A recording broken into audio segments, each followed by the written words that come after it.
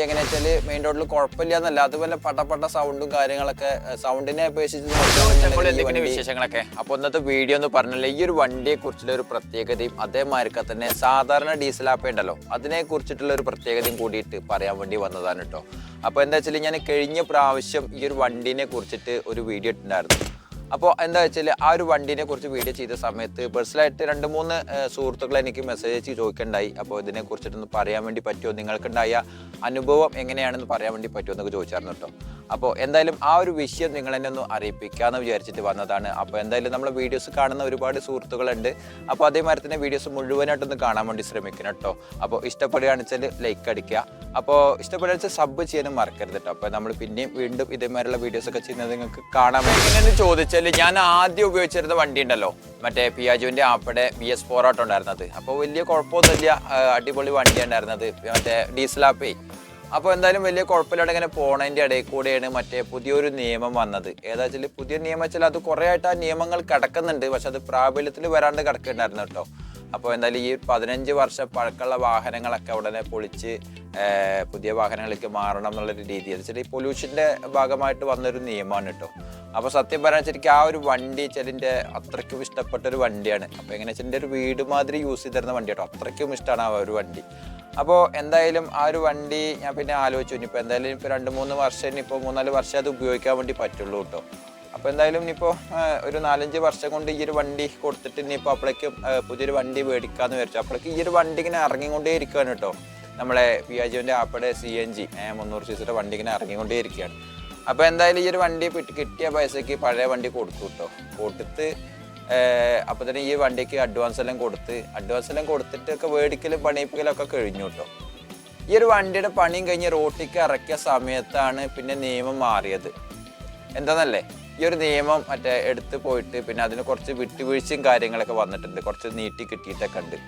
വല്ലാത്തൊരു ചതി എന്ന് പറഞ്ഞതെന്ന് വെച്ചാൽ എനിക്ക് വന്നൊരു ഈ ഒരു ചതിയിലാണ് ഞാൻ ഭയങ്കരമായിട്ട് പെട്ടുപോയത് കേട്ടോ. ശരി, പോയി ഇനിയിപ്പോൾ എന്തായാലും അത് ആലോചിച്ചിട്ട് ഇനിയിപ്പോൾ വലിയ കാര്യമില്ല.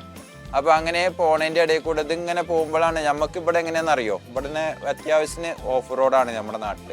അപ്പോൾ എന്താ വെച്ചാൽ ഈ ഒരു ഓഫ് റോഡിൽ കൂടെ കയറ്റങ്ങളൊക്കെ ഉണ്ട്. അപ്പോൾ ഈ കയറ്റങ്ങൾ കയറുക ഇറങ്ങുക അത് ഇതൊക്കെ തന്നെയാണ്. പക്ഷെ ആ വണ്ടി എങ്ങനെയാണെന്നറിയോ, ആ പഴയ ഡീസൽ വണ്ടി എത്ര ലോഡ് ഉണ്ടെന്നുണ്ടെങ്കിലും ഒരു കുഴപ്പമില്ല. എങ്ങനത്തെ ഓഫ് റോഡാണെന്നുണ്ടെങ്കിലും പണ്ടത്തെ ജീപ്പൊക്കെ കയറി പോകണമെങ്കിൽ ഒരു കുഴപ്പമുണ്ടാവില്ല കേട്ടോ.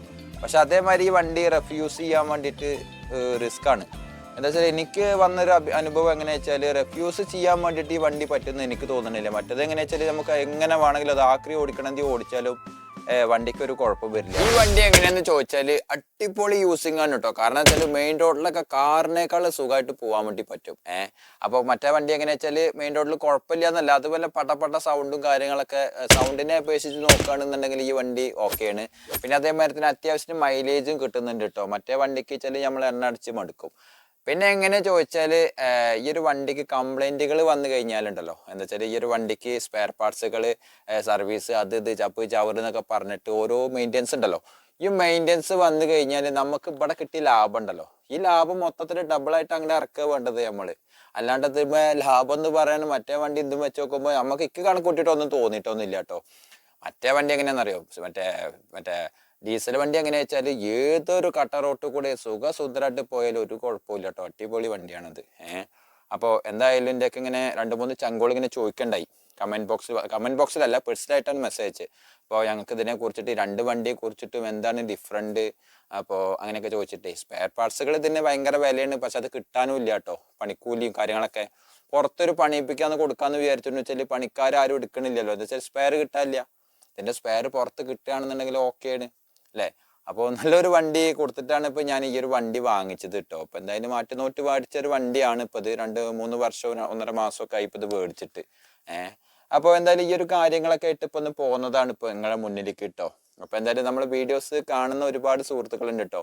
അപ്പോൾ എന്തായാലും പഴയൊരു വീഡിയോ ഇട്ടെന്ന് പറയുന്നത് അതിനെ കുറിച്ചിട്ട് ഞാൻ ഇതിന് ലിങ്ക് കൊടുക്കാം കേട്ടോ. അപ്പോൾ അങ്ങനെയൊക്കെയാണ് വിശേഷങ്ങളും കാര്യങ്ങളൊക്കെ. അപ്പോൾ എന്തായാലും നമ്മൾ ഈ ഒരു വീഡിയോ അവസാനിപ്പിക്കാൻ വേണ്ടിയിട്ട് പോവാണ്. അപ്പോൾ അടുത്ത നല്ലൊരു വീഡിയോ കാണുന്നവരേക്കും ഓക്കെ ബൈ.